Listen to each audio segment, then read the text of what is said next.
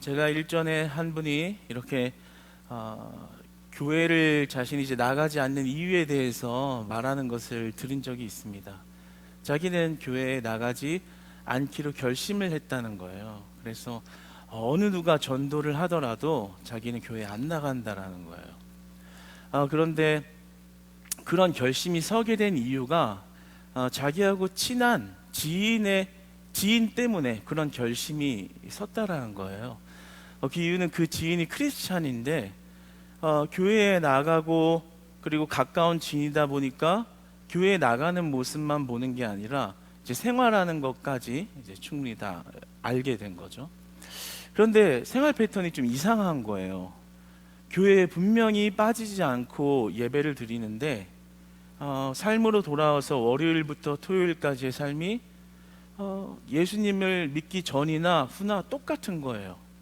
그러니까 교회에 다녀와서 월요일부터 토요일까지는 철저하게 세속적인 삶을 충실하게 살다가 교회 가서는 막 울면서 회개기도 하고 예배 열심히 드리고 다시 월요일로 돌아오면 다시 도루묵이 되어서 그냥 나나 너나 다를 것 없이 살아가는 그 모습을 보고, 너 도대체 교회 왜 나가는 거고 교회에서 뭐 어떻게 가르치길래 왜 그렇게 사는 거냐 라고 궁금해서 이렇게 질문을 던졌대요. 그랬더니 그분이 하신 말씀이 결정적으로 그분이 교회를 안 나가게 된 이유가 돼버린 거예요. 교회는 원래 그런 곳이야. 죄를 계속 지어도 계속 용서해 주셔. 그래서 죄를 마음껏 지어도 돼. 그리고 이제 가서 회개기도 하고 열심히 예배 드리면 다시 이제 리셋 되는 거야. 얼마나 좋아요. 너도 와. 이제 그렇게 전도를 한 거예요. 정말 좋은 거야. 죄 마음껏 지고 가서 기도하고 예배 드리면 돼. 진짜야. 그렇다고 말씀해 주셨어. 그 말을 듣고 전도가 된 것이 아니라 그 말을 듣는 순간 이제 교회 한 번도 안 나가봤던 사람이거든요. 그러니까 그 말 자체가 이상하게 들린 거예요. 그런 게 어딨어. 이거 뭐 장난하는 것도 아니고 그게 무슨 신앙이고 그게 무슨 종교고 정말 하나님이라는 존재가 그러한 것을 허용했단 말이야? 이해가 되지 않고 그렇게 살아갈 거면 안 나가는 게 낫다라는 결심이 들어서 그 다음부터는 교회를 안 가기로 결심을 했다라는 거예요. 잘못된 교리죠. 그러니까 그 지인의 했던 그 말이 기독교의 교리로 이제 받아들여졌고 그것이 참 이상하다라고 여겨졌다라는 겁니다.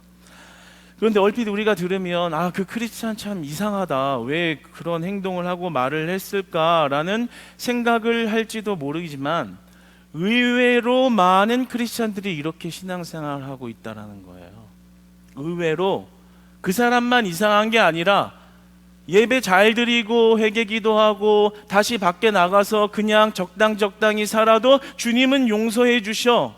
그러니까 적당히 세속적으로 살아도 예배 잘 드리고 그리고 회개기도 열심히 하고 교회에서 시키는 건 열심히 하면 나의 죄는 다시 리셋되고 나는 죄에 대해서 어느 정도 무감각하게 살아도 그것을 허용한 것이 하나님이시다. 은연중에 그런 식으로 생각하고 죄에 대한 무감각함으로 크리스찬이라는 신분만 가지고 살아가는 자들이 의외로 많다라는 거죠. 정말 예수 그리스도를 믿는다는 것이 죄를 많이 지어도 괜찮은 걸까요? 죄를 용서해 준다 하셨으니까. 그럼 예수님을 믿는다는 것이 죄를 허용해 주는 그런 면허증과 같은 것을 획득한 걸까요? 과연 성경은 마음대로 죄를 짓고 그 부담을 털어내기만 하면, 기도로 털어내기만 하면 괜찮다라고 말하고 있나요? 우리가 이 죄에 대한 것을 어떻게 바라봐야 하고 또 의로움을 어떻게 이해해야 성경이 말씀하는, 하나님이 말씀하는 그 올바른 구원과 그 삶을, 구원으로 인한 삶을 올바로 영위하며 살아갈 수 있을까요?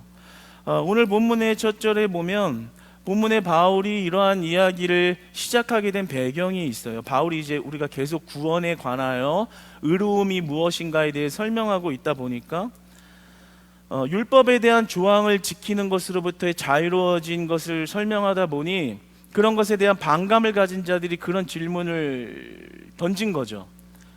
그러면 율법이 죄에 대한 구분을 지어주는 것인데 그 조항에 대한 것이 없다면 예수님을 믿음으로 죄에 대해서 무법하여도 상관이 없지 않는가? 그러니까 예수님 믿으면 마음대로 죄 지으면서 살아도 된다라는 것은 즉 예수님이 죄를 조장하고 있다, 죄 지어도 된다라는 인식을 심어주는 것 아니냐라는 질문을 던졌기 때문입니다. 이에 대해서 바울은 그렇게 특별히 이야기를 많이 이어가지 않고 바로 말해요. 그럴 수 없느니라. 그럴 수 없느니라. 분명히 이 구원이라는 것은 우리가 이제 배워가듯이 하나님께서 절대적인 주권을 가지시고 우리의 공로 없이 베풀어 주신 하나님의 은혜요, 또 하나님의 은사입니다. 그러나 우리가 영생을 얻고 영생을 받았고 또 구원의 자녀가 됐다라는 것이 이 땅에서 무법자로 그냥 죄를 지으며 무법자로 살아도 되는 특권을 받게 된 것은 아니라고 말하고 있다라는 거죠. 성경은 아니라고 말하고 있다는 거예요.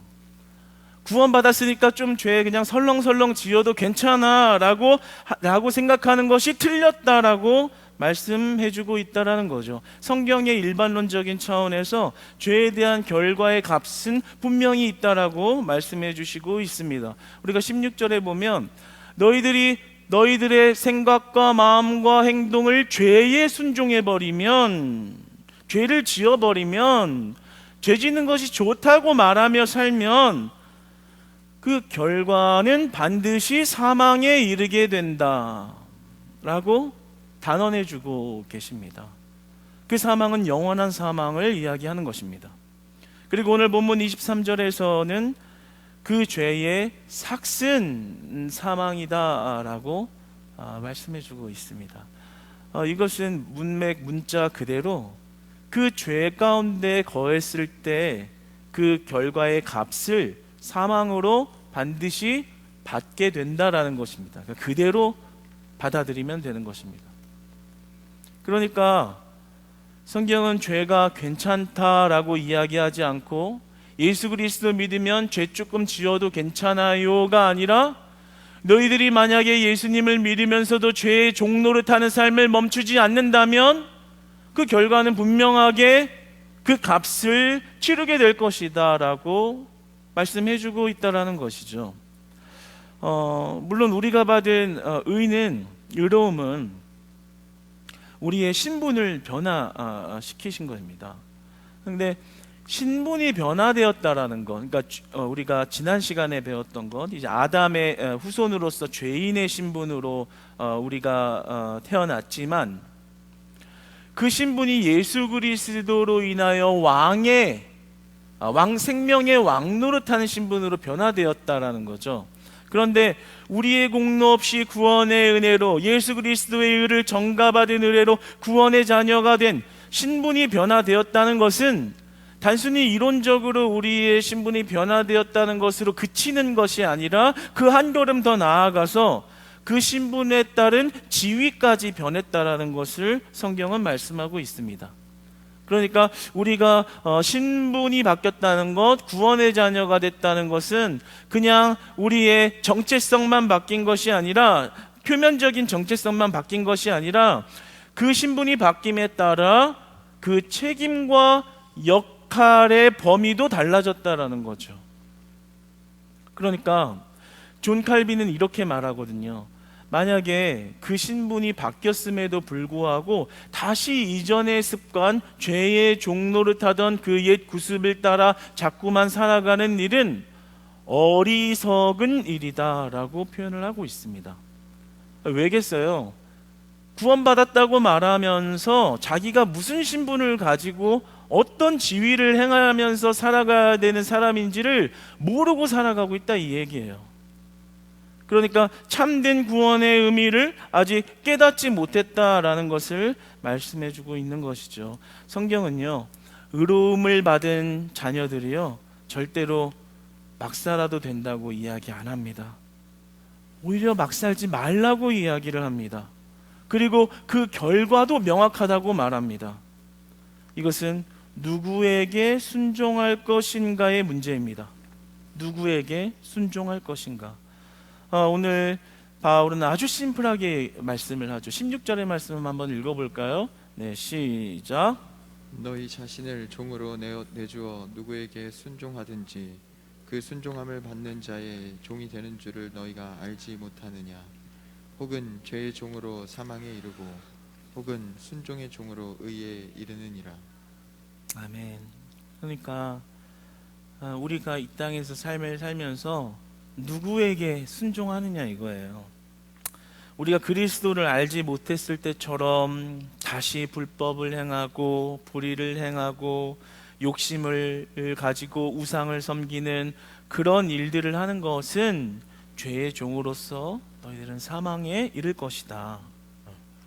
그러므로 하나님께 순종해야 하는데 하나님께 순종하는 자는 의에 이른다. 순종의 종으로 의에 이르느니라 라고 이렇게 우리에게 아주 심플한 답을 말씀해 주신다라는 거죠. 그러니까 우리가 의의 자녀, 구원의 자녀가 되어서 살아간다는 것은 중간지대가 없다라는 것입니다. 순종 아니면 불순종이지, 죄의 종으로 죄에 순종하면 죄에 순종하는 거고 아니면 아닌 거지, 어떤 중간지대에서 이것도 긴양 저것도 긴양 그런 식으로는 살 수 없다라는 것을 말씀하고 있다라는 거죠. 근데 우리는 너무나 그렇게 살아가죠. 네. 세상에 있으면 세상 사람으로 둔갑, 네. 변신, 네. 교회에 오면 크리스찬으로 변신, 네. 구원은 받아야겠고 천국은 가야겠고 세상에서 짊어져야 하는 그 구원의 십자가는 짊어지기 싫은, 그래서 이것도 아니고 저것도 아닌 중간지대를 선택한 마치 회색 분자처럼 그렇게 살아가며 나는 천국 갈 수 있을 거야. 그러나 성경은 뭐라고 말합니까? 너희들이 죄의 종으로서 죄에 순종하는 삶을 살 때 그 삭은 사망이다. 그러므로 너희들은 하나님께 순종하여 하니 하나님께 순종하는 자들만 그 의에 이를 수 있다고 말씀을 하십니다. 물론 우리가 하나님께 순종하며 산다는 것이 결코 쉬운 일은 아닙니다. 세상의 타락된 문화와 그리고 어떤 시대적인 분위기를 거스르는 일들을 해야 하기 때문에 그것은 굉장히 우리가 죄에 순종하며 죄와 타협하며 편하게 빠르게 나아갔던 모습보다 훨씬 더 많은 의지와 열정과 헌신과 희생을 필요로 합니다. 그렇기 때문에 우리가 하나님께 순종한다는 것이 말처럼 결코 그렇게 쉽고 간단한 문제는 아니죠. 그러나 그럼에도 불구하고 우리는 이전에 악한 것, 그리스도 모르고 예수님 모르고 살아가며 행했던 악한 습관들을 버리고 하나님께 순종해야 합니다. 여러분, 하나님께 순종하는 자녀 되시기를 축복합니다. 하나님께 순종하는 우리 되기를 축복합니다. 그것이야말로 사망으로 벗어나 의의 길로 가는 유일한 길이라고 말씀하시니 우리가 하나님께 순종하는 것이 축복임을 믿으시기 바랍니다. 이전에 우리는 우리의 앞길만 보고 살아왔습니다. 예수 그리스도를 모를 때는 정말 내가 가지고 싶은 것, 내가 얻어야 하는 것, 돈, 명예, 사람들이 볼 때에 나를 인정해주는 그 가치, 남들 보기에는 웬만큼 잘 살아야지 철저하게 그 기준이 땅을 향하고 있었죠.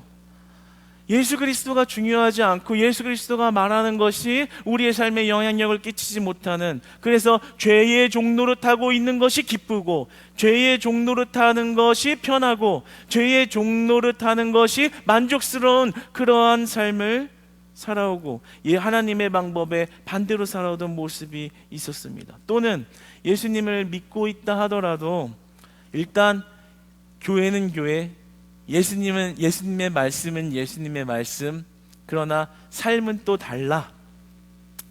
삶으로 들어와서 어떻게 하나님 말씀대로 살아? 그렇게 살다가 나는 세상에서 왕따 되고 말지.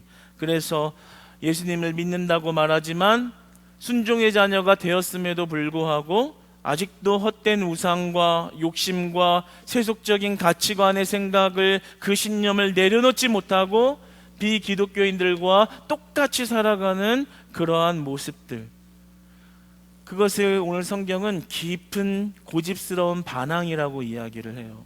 그 고정된 죄에 머물러 있는 자들이 그 삭시 사망이라고 말씀하는 겁니다. 그러나 성경은 우리의 신분만이 바뀐 것이 아니라 우리의 지위도 바뀌었다. 그러니까 더 특별한 은혜 아니겠어요? 우리에게 그냥 어떤 타이틀만 준 것이 아니라 그 신분이 바뀐 만큼 우리의 지위도 바뀌었고, 이것을 다시 말하면 우리에게는 조금 큰 책임이나 무게감이나 어떤 조건을 갖춰야 하는 것처럼 들릴지 모르지만, 오늘 말씀을 깊이 들어가 보면 그 지위를 영위할 수 있게 된 것이 특별한 은혜요, 그 지위를 누리는 순간 우리는 참된 자유를 얻게 된다고 말씀하십니다. 여러분들 참된 자유를 누리고 계십니까? 예수님을 믿는다는 사실 때문에 여러분이 참된 자유와 기쁨과 감사가 삶에서 넘치고 계신지요? 하나님의 나라를 바라보는 삶으로 바뀌었다라는 거예요. 이제는, 옛날에는 죄의 종로를 타는 것이 너무 기쁘고 세상과 못하며 죄를 저지르면서 같이 하나님의 말씀에 반해야 좀 나도 사회인으로 사는 것 같고, 이 땅이 전부인 것 같아서 그것을 얻지 못하면 그냥 조바심과 조급함과 낭망하는 마음에 주저앉아 그렇게 살았던 철저히 땅에 속한 사람의 모습이었다면, 우리의 신분이 바뀌고 지위가 바뀌었다라는 것은 이제 우리가 하나님의 나라를 보고 산다는 거예요. 이 땅이 아니라 하나님의 나라를 위하여, 하나님의 영광을 위하여, 주의 일을 위하여, 영혼들이 돌아온 일을 기쁘게 생각하고 그것을 감사하게 느끼고 하나님의 나라를 위하여 희생하는 것에 가치를 볼 수 있는, 그것을 행할 수 있는 그러한 자녀로 만드셨고, 그 지위를 그렇게 행하는 것에 참된 자유가 있다라고 말씀해 주십니다. 아직도 그렇게 행하는 것은 너무 어려워라는 생각이 드시는지요? 강사님이 알긴 알지만 실제 삶에서는 참 잘 안 되는 것 같아요 라는 질문이 들 수 있을 것 같습니다. 그래서 오늘 바울이 17절에 보면 갑자기 조금 생뚱맞게 17절의 시작에 감사하리로다 딱 이렇게 말씀을 나와요. 조금은 생뚱맞죠? 갑자기 이제 그 제기한 질문에 대해서 이제 구원이 어떠한 것인가 설명하다가 갑자기 17절에 감사하리로다 이렇게 말씀하거든요. 그런데 이것은 굉장히 중요한 말씀입니다. 왜냐하면 우리가 구원받은 자로서 삶을 대하는 태도가 아주 중요하기 때문이죠. 그 태도가 어때야 하냐면 감사하리로다, 감사한 삶이 있어야 된다라는 거예요. 우리가 구원받은 자로 살아야지 의지만으로 행하기에는 좀 부족하다라는 거죠. 17절에 감사하리로다. 뭐에 대해서 감사하라는 거예요? 18절에 보면 죄의 종으로서 우리가 사망에 이를 수밖에 없는 그런 신분인 나를, 아담의 후손으로 죄와 사망에 거할 수밖에 없는 나를, 우리를 해방시키셨다. 신분을 바꿔주심으로 이제 더 이상 죄의 종로를 타지 않아도 되는 자로 바꿔버리신 그 모든 십자가의 은혜를 다 우리에게 주어버리신, 우리를 자유케 하신, 해방하게 하신 그 신분으로부터 풀어버리신, 그 신분을 풀어버리신 그 자유케 하신 은혜를 감사하리로다. 그러니까 우리의 삶에 구원받은 자로서 삶을 대하는 자들의 그 진지한 마음 속에는 감사함이 있어야 된다는 거예요. 그런데 그 감사함이 한순간도 멈춰서는 안 된다는 겁니다. 여러분, 범사에 감사하라. 감사하고 계신지요? 우리가 그 구원의 감사를 참 잃어버릴 때가 많습니다.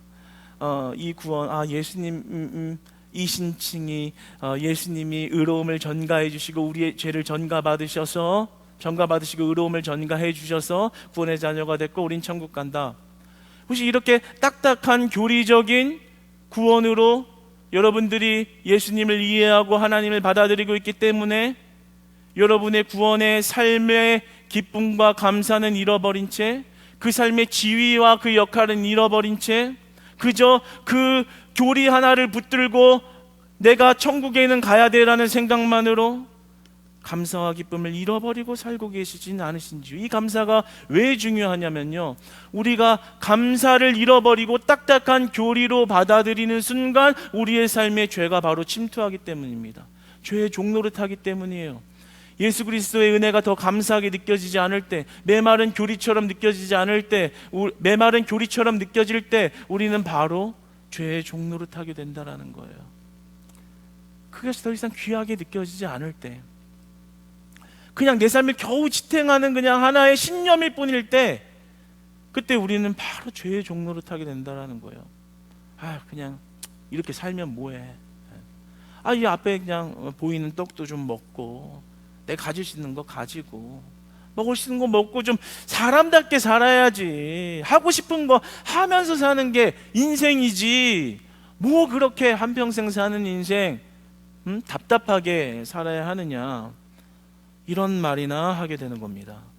여러분, 그러나 우리의 공로 없이, 우리의 한 점 의로움 없이 우리의 신분을 바꿔버리신 그 은혜가 우리의 날마다 감사해야만 하는 제목이라고 말씀하십니다.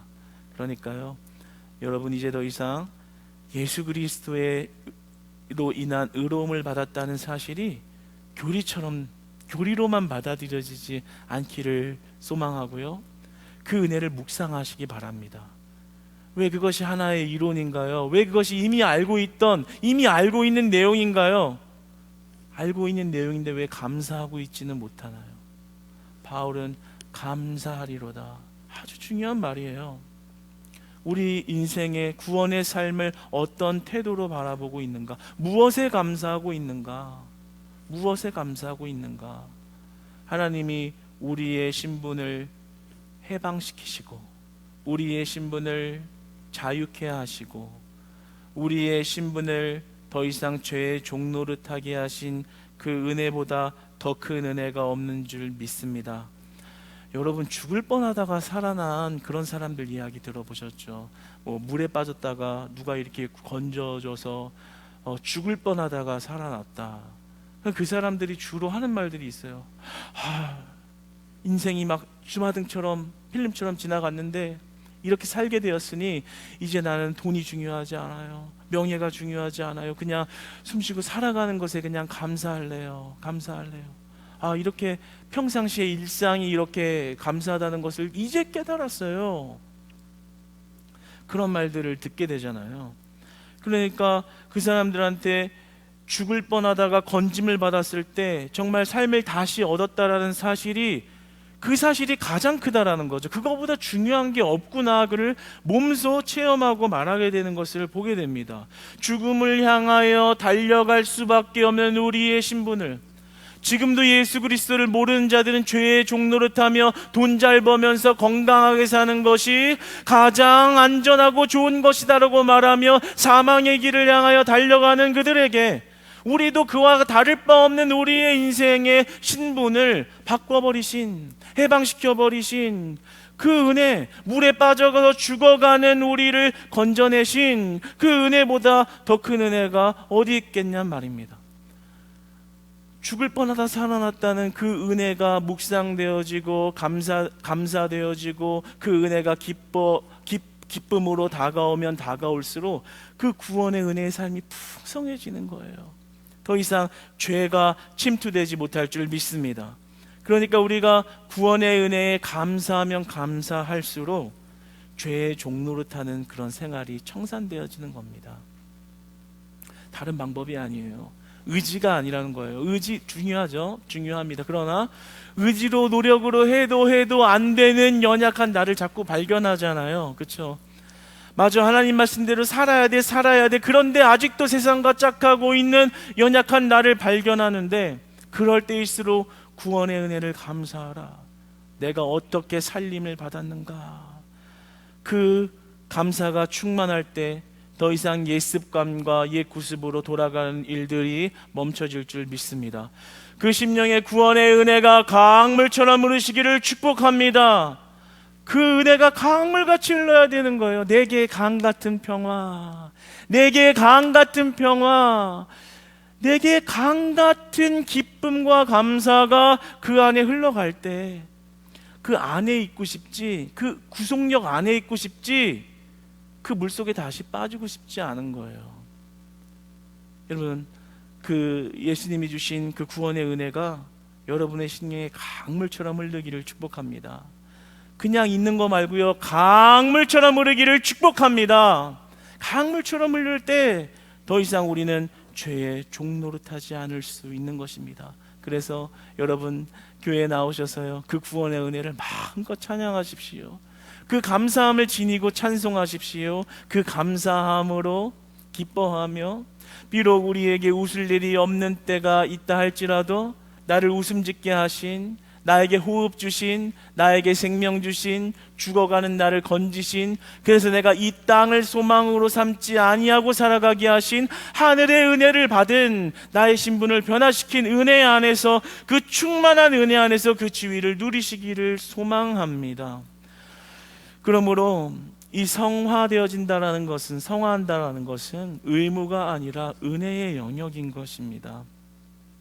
우리가 구원받았으니, 너희들이 구원을 받았냐? 내가 너희 공로 없이 줬지? 그러니까 이렇게 해, 거룩하게 살아, 안 하면 다시 뺏어갈 거야, 이런 게 아니라는 거죠. 은혜의 영역이라는 거예요. 우리가 구원받는 신분을 주신 그 하나님 앞에 그 은혜가 감사하고, 그 거룩의 참 기쁨을 알게 되어 그 안에 있고 싶어 하는 거죠. 그 구속력, 그 기쁨을 잃기 싫은 겁니다. 그래서 15절에서 중요한 점을 말하는 것은, 신자라면, 구원받은 자녀가 되었다면 그것을 열매로 증명한다라고 말하고 있습니다. 그러니까 이 말은요, 신자라면 다시 죄의 종노릇하는 거 싫어한다라는 얘기예요. 그 열매를 맺는다는 게 뭐 의지력을 발휘해서 거룩한 삶에 어떤 보여질 만한 것들을 더 이렇게 많이 만들어내라, 이런 말이 아니라, 신자라면 그 구원의 은혜가 강물처럼 흐를 때 이제 더 이상 이전의 모습, 죄를 혐오하게 되는 그 구원의 영역으로 넘어오게 되고, 그렇기 때문에 그 삶에 그 구원에 인한 감사로 인한 열매들이 맺어진다라는 거예요. 할렐루야. 그 구원의 은혜 우리 받은 자들인 줄 믿습니다. 그렇다면 그 은혜에 감사하며 그 열매들을 이 현장에서, 여러분의 가정에서, 직장에서 맺어가야 하는 것입니다. 그러나 그것은 의무가 아니라는 거예요. 요한복음 8장 36절은 이렇게 말씀합니다. 아들이, 예수님, 아들이 너희를 자유케 하면 너희가 참으로 자유하리라. 참 은혜가 되는 말씀입니다. 그러니까 너희들 죄 짓지 마, 죄로부터 돌이켜라고 하는 말은 우리를 구속하는 억압이나 압박으로서 강한 협박을 하는 명령이 아니라, 그가 우리를 자유케 하신다라는 겁니다. 그분만이 우리를 자유케 하실 수 있다라는 겁니다. 그러니까 그 구원의 은혜 안에 진정으로 거할 때만 우리가 죄를 혐오하며 죄로부터 돌이키는 것이 기쁨과 감사의 영역으로 다가오는 은혜 안에 있다라는 거죠. 그러니까 우리가 예수 안에 푹 빠져 살 때, 예수 안에 푹 빠져 거하며 살 때만 진짜 감사가 흐르는 것이고, 우리가 어설프게 세상에 발 하나 담그고 교회에 발 하나 담그면서 천국은 가겠지 이러고 있다면 우리 안에 감사도 없고 기쁨도 없고 참 자유도 그곳에 있을 수 없다라는 겁니다. 언제든지 죄의 종로로 됐다가 다시 의로움을 갈망하는 그런 어설픈 신앙생활에 어떤 자유가 있을 수 없다라는 거죠. 그러나 그 구원의 은혜가 하늘의 영안을 우리를 열어주시고, 우리가 삶을 바라보는 이제 기준이 바뀌고, 그 기준이 바뀜으로 인해서 우리의 행동이 바뀌고, 그래서 진짜 천국을 향하는 삶을 살아갈 때 우리의 지위마저도 변화시키는 그 구원의 삶의 은혜의 풍성함을 노래할 수 있을 때, 우리 안에 진짜 은혜로 인한 삶을 살게 된다라는 거죠. 그 은혜를 느낌으로 감사하게 된다라는 거죠. 그 은혜를 알게 됐기 때문에 기뻐할 수밖에 없고, 이제는 더 이상 내가 세상과 짝하는 것이 기쁨이 아니라 하나님의 나라를 위하여, 그 영광을 위하여 살아가는 것이 나에게 진짜 감사입니다. 이런 고백이 회복된다라는 것입니다. 할렐루야. 여러분, 우리 안에 이제 진짜 하나님께서 주시는 참 자유가 여러분의 삶에 충만하기를 소망합니다.